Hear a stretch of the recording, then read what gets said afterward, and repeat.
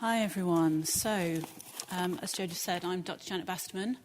I'm Chief Science Officer at a company called StoryStream, and we do AI in marketing solutions. And marketing being what it is, we have to be very, very responsive to changes in what our customers want and get things out pretty quickly, which was fine before we started doing AI, but building AI into it has been a challenge.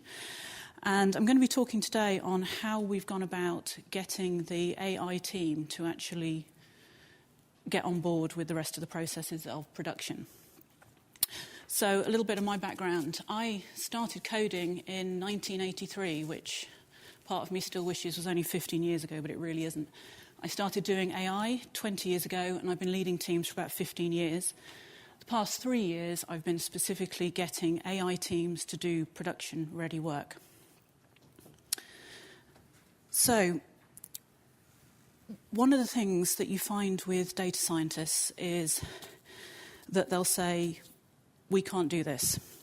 So I'm going to go through how I've changed them from the blockers into being continuous delivery evangelists. Well, not quite, but getting there.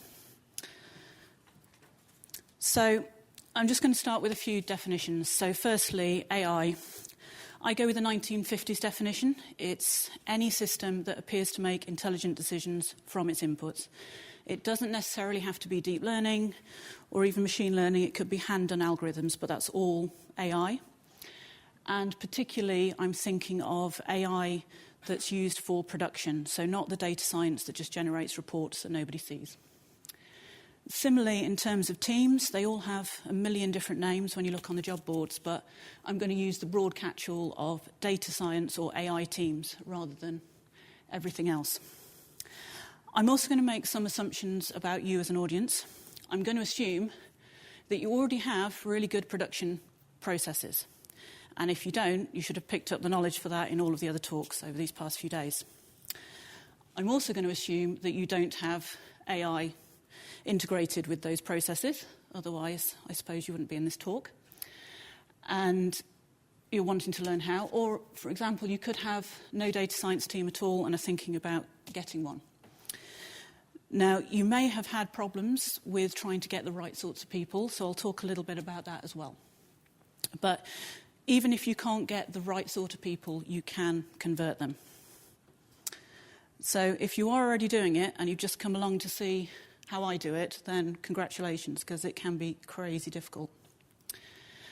So people, when you're looking at building an AI team, you can go down two routes. You can either take academics, who may or may not have a little bit of business experience, or you can take experienced engineers who've done one of the courses and converted themselves over to being a data scientist. Both are good, both have their merits. Now, if you have an experienced engineer that's converted over using one of the courses, that's great. They'll probably be all up on your processes, you'll be churning stuff out, but where you'll have problems with those sorts of engineers is that you'll find that while they can knock up a basic AI, doing the really deep, interesting stuff that gives you a cutting edge over your competitors, they might struggle with. Conversely, the academics, they've got that really, really deep knowledge about how AI works. They've got the PhDs, the MScs, they've done something cutting edge. But they come with a whole host of other baggage. Developers who come from an academic background are absolutely rubbish at coding, as a broad generalization. You'll find that they use different languages to the rest of your production team. You'll find even if they do use Python, it's going to be an old, outdated version. They don't do anything efficiently. They've got no concept of general business processes, even if they have had some business experience, because they are very, very resistant to it, which can be a huge problem. So, can you find these wonderful unicorns that can do the really, really deep AI stuff, that can do all of the processes, and get that all together and do something that's really, really good, that gets your production out? So what are the problems with data scientists doing all of this? The lack of process. So, as I said, when you're doing PhDs and MSCs, you have big tasks to do, research this, come up with a new solution. These are, by any sense of the imagination, epics. And they never break things down into small, manageable chunks. They'll just go away and research. And this is something that I do start talking to people about at the interview stage, because if you ask someone to do a task and it's going to take them 6 months to come back to even have a prototype, they're not going to work in any sort of business environment. They often can't estimate timescales correctly. And I've had people in the past, when you ask how long it's going to take, they just, I don't know. It'll be done when it's done, which, when you're trying to give times to go live, isn't very useful. They're also quite afraid of the unknown, which is weird because you think that they're very intelligent people and they should be able to pick anything up. But they're resistant to pick new things up because they understand the immense depth that new things have. And they don't want to just scratch the surface. So they have their comfort zone and they stick to it. They also won't change unless you give them a good reason to. So, I mean, one of the guys in my current team, I asked him to do a little bit of HTML, and he's a quantum physicist, and he looked like I'd asked him to solve cold fusion or something. But, you know, just copy that line and change a few variables. But it can be a very different way of thinking, and standard development management techniques don't always work. One of the other things that I've learnt from my time as a CIO is that consistency is critical to avoiding late nights, avoiding grey hairs, and just general craziness. However, it's difficult to have consistency in amongst itself. Sure, it's fantastic if your entire team are all doing the same languages, they're all using the same hardware, because as a manager you can say, right, anyone can work on anything. But real life isn't like that. And you'll find that, okay, there's some overlap. And then you get your AI team. And they have their own languages. They generally have their own hardware. Because, okay, your developers might be happy on their Macs, but your AI team, they've got to have their GPU systems. Can't possibly use anything else. And they have their own way of doing things. So you have this group of people who can come up with an argument, albeit a fairly weak one, but a compelling one nevertheless, as to why they should be outside of this process. And that's a big problem. Now, I'm a big believer in using the correct tool for the job, and I don't want to force a team who are comfortable and doing productive things into doing something that they will be not productive. So it's understanding where the critical points are, what is important and what is not in your consistency. So then you can look at where the exceptions are. So when I look at my production teams and my AI teams, I have a think about what is critical to me, where do I want to get to? And that will change for different businesses. Now, in our production team, we've got pretty standard, pretty good processes that are the best bits of Agile and other bits, methodologies thrown in. We have a wonderful list of tasks. The guys work through them.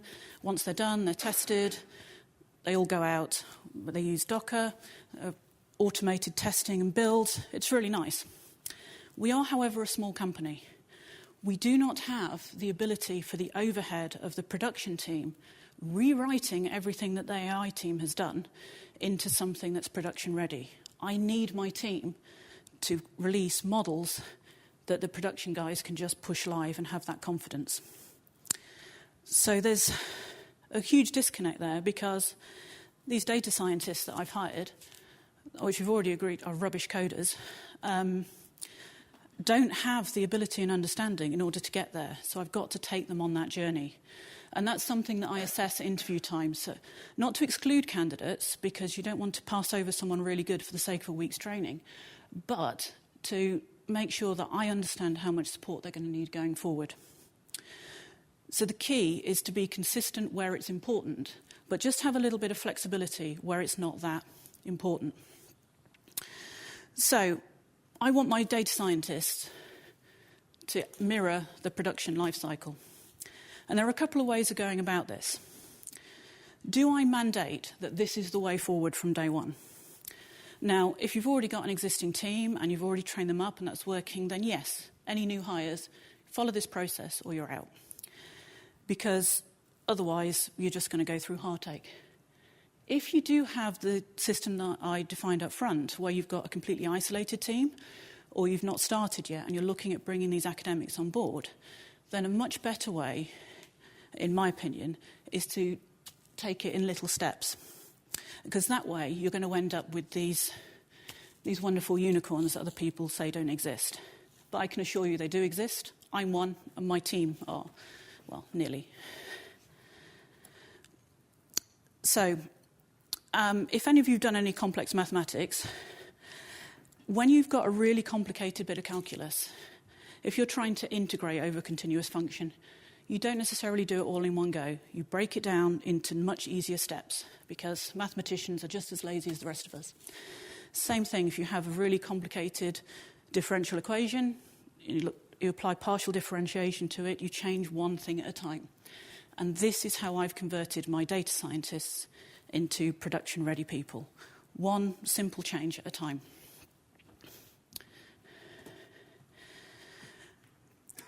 So, while this is my approach, I don't want to make any bounds about this being the only approach or even the correct approach. What I can say is this has worked for me for 3 separate teams, and it's enabled us to hit some pretty aggressive deadlines. So we have a series of steps that we take them through, and the timescales that you take your team through will vary depending on the team and how quickly they pick things up. So we've already said these academics come across and they've got no concept of task management. So the easiest thing you can do from day one is to enforce that. Now, whether that's Jira or Trello or Post-it notes or a list on a whiteboard, it doesn't matter. But get them into the habit of breaking down the task into very simple logical steps that they can explain. We don't want to say, I don't know how long it's going to take to do something. They need to have those very, very clear, manageable steps. You need to know what everyone's working on and how they can share that information between them. It's not critical. They'll still be coding in the wrong languages. They still won't have any source code control, but it's a start. And particularly with AI, at this stage, you need to disconnect them from creating something that's perfect. At this point, you don't care about the accuracy of whatever AI they're creating, whatever predictions they're making. They need to get that first version out. And that's a very, very easy first step in changing their mindset. The second step, source code control. So pretty much every academic I've hired has some form of this. They have one file that's pretty much got all the common functions they use. As soon as they have a new problem, copy that, rename it, change it. And then as they iterate it, it just gets a new extension on the end. Even if you hire someone that said, sure, yeah, I've used Git, I'm really comfortable with it, it's probably worth digging into what they mean by that. Again, pretty much everyone that I've hired that said that, they mean they've got their personal repository and they've only ever coded in master and they've never done anything collaboratively with anyone else. Now, if you have a continuous system that deploys every time there's a change in master, that's going to be a big problem. So you need to get them out of that. So what we do is, as a group, we sit down, we get all of those common functions out of their files, all of the stuff, because you don't want 6 different ways of doing the same image manipulation routine, just with different variable names. We get a single stored file with everything in. We pop that in Git, and I lock down master. I create a development branch, and I lock that down as well. And then if they want to add things to it, we have some process. But they all know that all of the functions they need are there.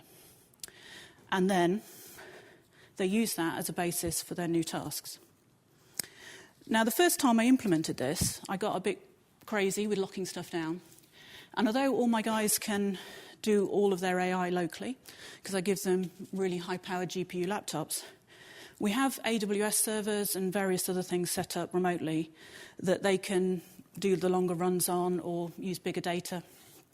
And I thought to myself, I don't want these guys doing development on these servers. I want them just running things.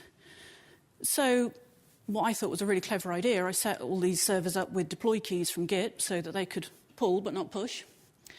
And within 2 days, I found that they were developing on the servers because they just connected up their own GitHub accounts directly. So to get around this, I took a leaf out of my CIO days and implemented a fake disaster. So when I was CIO, when people said that we had good DR policies, I'd quite often go in on a Sunday when we hadn't had a disaster for a while and create one, just to see what happened. And then I did the same thing. So Ed, when you watch this, I apologise. This wasn't an accident. I did this deliberately. I knew he was developing on the server. I took an image of it, shut the thing down. He came in Monday morning, the server's crashed, I've lost everything. And I said, well, if it was in Git, you wouldn't have done. And after a couple of days, he'd come around to my way of thinking. It only took him an hour to recreate what he'd done, so I didn't even need to own up I had a copy of it. But from that point onwards, he used my advice. All his stuff is in source code control, even his personal projects and some of his uni work. So hopefully you won't have to do anything that drastic, but it is a way of doing things. Yes, I can be nasty. One of the problems with source code control with AI is TensorFlow, particularly the checkpoint files that actually have the meat of your model are a bit too big for Git. They can be between 50 and 100 meg. And if you've checked them in locally and you've done a whole load of commits and then you try to push that up, it'll barf all over you. So we have to have a different process for that. So we have, in our git ignore files, we exclude the checkpoint directories, and we have them on an S3 bucket and some scripts that pull those across, which I'll go into a little bit later. But that is something to be wary of. And another reason why they say we can't use source code control. So step 3. Practically every data scientist from academia will use virtual environments, but they won't understand what a virtual environment is. They just know that in order to do their development, they download Anaconda, and then within Anaconda, they follow a script from a website that says, here's all the stuff that you need, and they activate a virtual environment in Anaconda, and they do everything in that. And then they might get a library clash, so they'll pull down something else, and then pretty much twice a month, maybe more frequently, they'll have to reinstall the whole lot because they've copy and pasted something on Stack Overflow that they didn't actually understand and have completely corrupted all of their install. Since they already know this, getting them to have different environments within Anaconda is the next easy step. So it's data scientists who are the reason that Python 2.7 still exists, because they refuse to upgrade. So the first thing you can do is say, OK, have a 2.7 environment and a 3.6 environment. And then at least they're still comfortable working in their outdated version of Python. And from there, you can then say, OK, we'll have a different virtual environment for each project, and then we can be sure what libraries we need, so that when it goes to the developers in the other office, they know everything they need. It's all in the requirements file. But it is a problem. That's quite a hurdle. But again, once they've had a few weeks where they've not had to reinstall everything, they might start thanking you for enforcing it. The other thing about this is that I get quite annoyed when people say we can't use Python 3.6 because this library is only available in 2.7. My response to that is, well, make it compatible, release it back into the community. And academics aren't great at that. They don't like open source contribution. But we've done this a lot because there's pretty much no need for them to be on 2.7 still. They just need to put a little bit of effort in. So we get rid of 2.7 as often as I can. And admittedly, they are trying to hide from me when they're using it. But when I find out, they get berated and they get an enforced upgrade to 3.6. So a talk yesterday I saw had a campaign to ban the F word for finished. I have a very similar thing, banning the D word, done. Because this is a general truism of development. Someone developing something says it's done. What they generally mean is, I finished coding it. It's not tested, it's not packaged, it's not done anything else. And if anyone else in the company hears the word done, they go, I can sell that, that's ready to go. So words have power, and I don't like anyone in my team saying something's done. Partially because it helps overcome that mental block that an AI model has to be perfect before you can move on to the next step. by saying, look, I've got a candidate, it's a bit rubbish, but I've got a candidate, it's good to go, I'll move on to an incremental improvement, is far better than saying it's done. And it's a great comic showing exactly the problems with it. So we have a series of steps, none of which include the word done. We go from a lab ready, which is, okay, I've coded a model up, it's in source code control, I've gone through all the different steps, understanding what the problem was, what data did I need, sanitizing that data, I've written the code, I've got it all working, and I've tested it. And that's the developer. And then I go, okay, well, I'm going to test it now. Because, again, a huge problem with academics, which you'd think wouldn't be a problem because of the scientific method, is they are really rubbish at testing things. They test things by taking 10% of the data you've given them and just putting that aside and running that through, completely forgetting that there's a big world out there with lots of people that throw things that they're not expecting at it. And unless you've got a really good separate QA team, you need someone very malicious and nasty like me to think of all these strange things that might happen to their code before it can go out. And then, once you've got the lab ready, we start moving on to different things. We do code reviews. I like the production teams to understand what we're doing, and I want my guys to raise their coding skills. And we do that in a nice peer-related way so that everything's a bit comfortable, and they slowly improve their skills so that you don't have loops over 100,000 data points that have functions on all 100,000 data points within the loop. Those sorts of things happen all the time because people don't think in an efficient way in academia. So you need to start changing those sorts of things.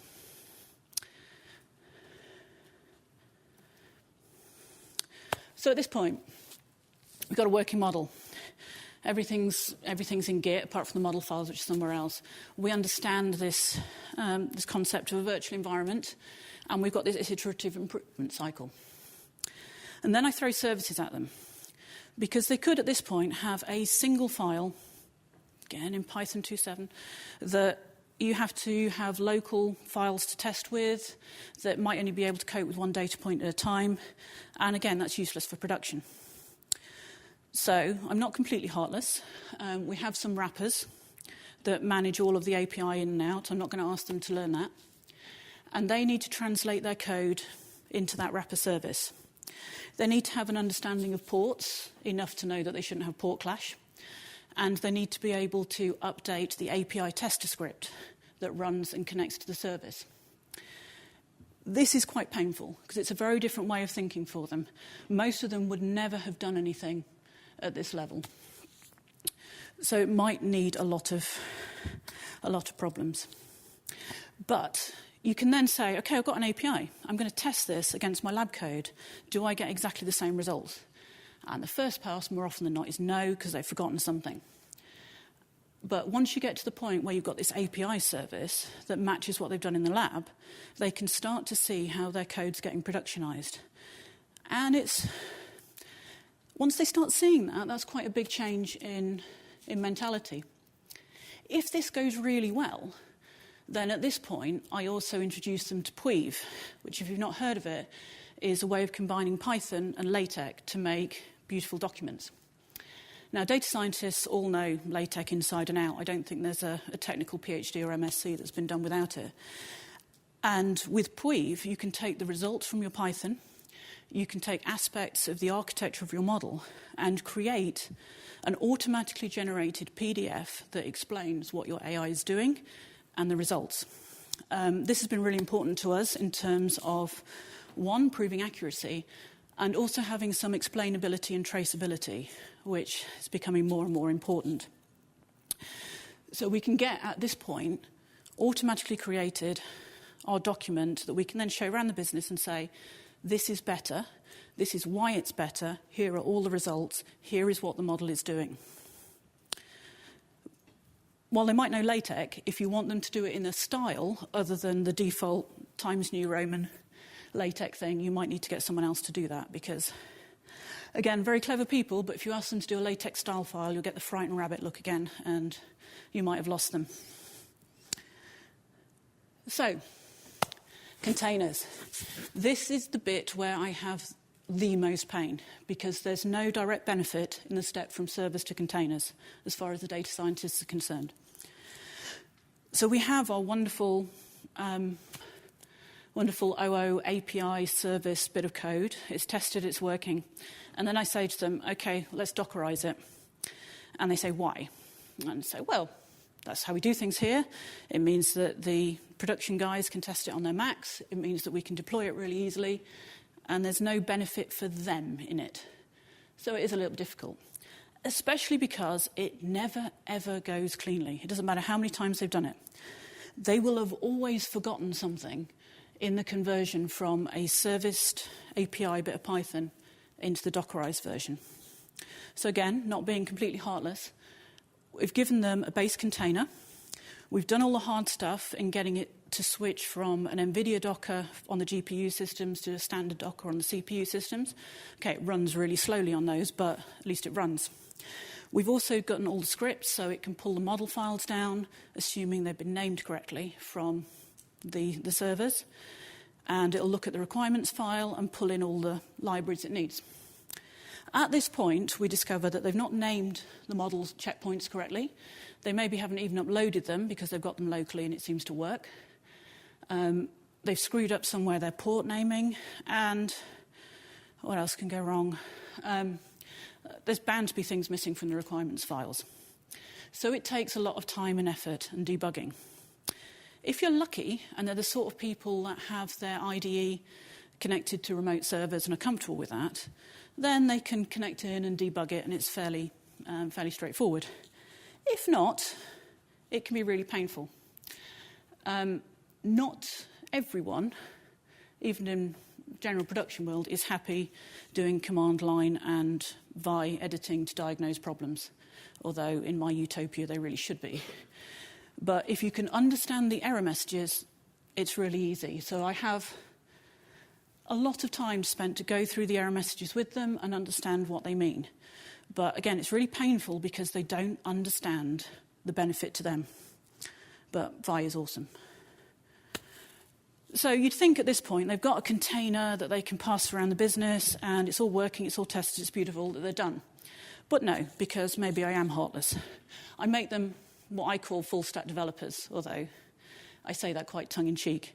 We have a demo server, and I believe that they should be able to demonstrate everything they've done as an endpoint. So in this demo, we have an endpoint that will call their API when you upload data to it. It has all the HTML, it has all the JavaScript, and all they have to do is register their service with it, change a few lines of HTML just so that it displays correctly, and change the JavaScript to handle the variables. Again, you'd think this would be pretty easy, but it really isn't. But after they've done it once, they do get their heads around it, and they then squirm when I call them full-stack developers. And I got called the other day, and he said, I'm not a developer, I'm a statistician. But he's a developer as far as I'm concerned. So one of the benefits of having them do this is not only do we have our production-ready containers that we can continuously improve, but we also have something that inside the team we can demonstrate to people before it goes anywhere near the live production system. And at this point, we can iterate through this as much as we like, and we might not even do this last step onto the demo if the model's a bit rubbish, which, to be fair, the first versions always are, because it's a quick, is this architecture right? Do I have the right data? OK, it's about 60% precise, but I know what I need to do to improve it. But if you show someone else something that's only 60% precise, they'll tell you that you're rubbish, and they might get rid of the lot of you. However, at this point, we've got something really cool that we can demonstrate, which is really nice for the rest of the business. So then we get into this iterative cycle. They know from the beginning that the task management, they didn't have to have something that was perfect. Everything's in source code control, so we've got the traceability of the iterations. We've got the virtual environments. We've got the services and containers. It's all connected up via CodeShip, so it's built and it's tested. Not only the APIs that we've given them, but also their tests that they've had to write specifically for their model. which means when they get the next one, we have a direct comparison between what's already in place and what their proposed changes. So only the best ones get promoted. And this is a big problem with defining best. And this is where you need a combination of these academic data scientists, but also an understanding of the problem, which may be someone else in the business. Because you'll have, depending on the problem, you'll have a combination of, am I getting it right more often than not? But how many times should I have got something right that I really don't? And they're two different measures, and you might need to balance them depending on the problem you're trying to solve. If you never give an answer, you're 100% accurate. And anyone that tells you that they're very highly accurate, ask them what their recall is, because the lower the recall, the easier it is to make your accuracy very high. But if you want to find out more about AI, there's a whole other conference going on later in the year about that. So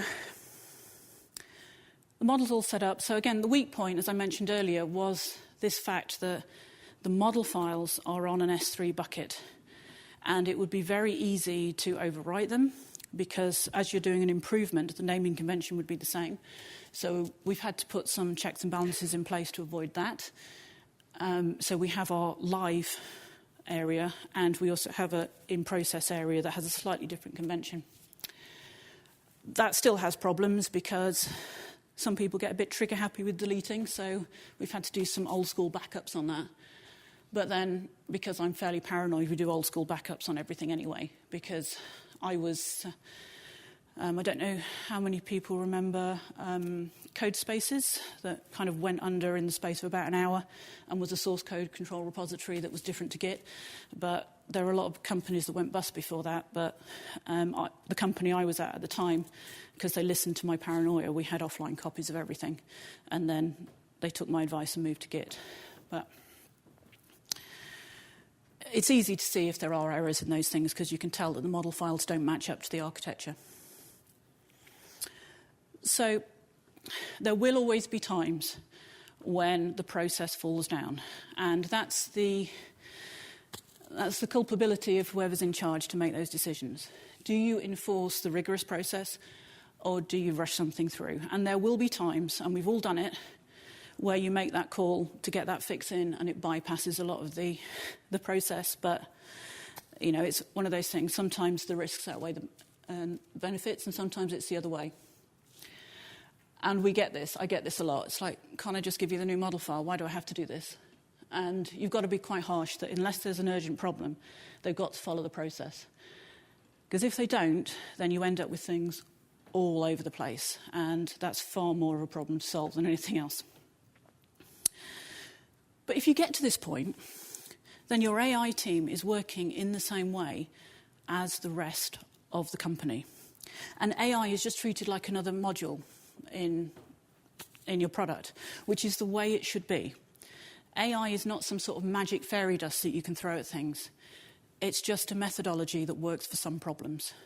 And it doesn't work for all problems particularly well, but it does work for some problems very well. It's just computer science and a bit of maths. It's just another module. Don't think it's anything special, and don't let your data science teams tell you that it's anything more than that. So just to summarize all of that, I feel that discontinuous integration is the most pain-free route that I've found to getting your data scientists and your AI teams to work the same as your production teams. There may be other ways, as I've said, but this is the way that's worked for me on 3 different occasions with 3 different groups of people. And I've converted them from, I don't do Git, I don't do Docker, I don't do Python 3.6, to people that can actually create from a problem that I give them all the way to the end.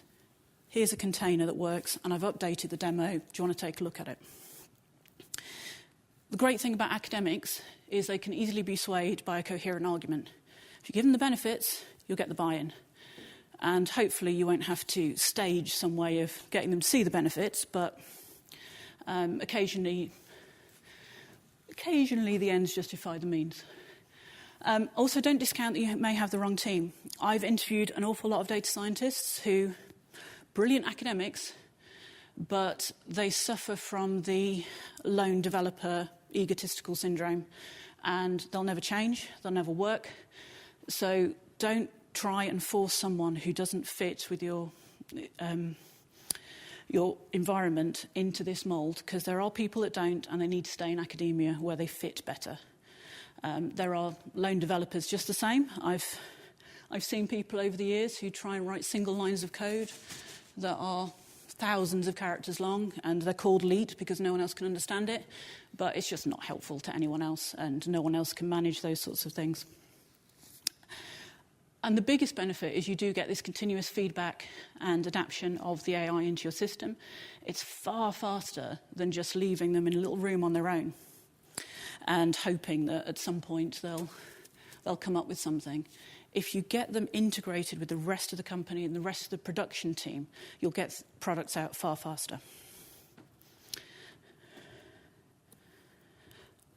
So once they've had this dopamine rush, which they do get of going from just a statistician through to being, tongue-in-cheekly, a full-stack developer, they actually realise all of the benefits, and they realise that they're far more capable than they thought they were. And at this point, you've got these wonderful unicorns in your company that can do everything, and they're churning stuff out really quickly. And that's when you really need to look after them. These people are rare, and everybody wants to employ them. So at this point, you end up with people that are very, very marketable, but also have the confidence that they could just go and start up their own company. That's a huge problem, so you really need to look after them once you've got them to this point. So definitely save the unicorn and look after them. And thank you very much.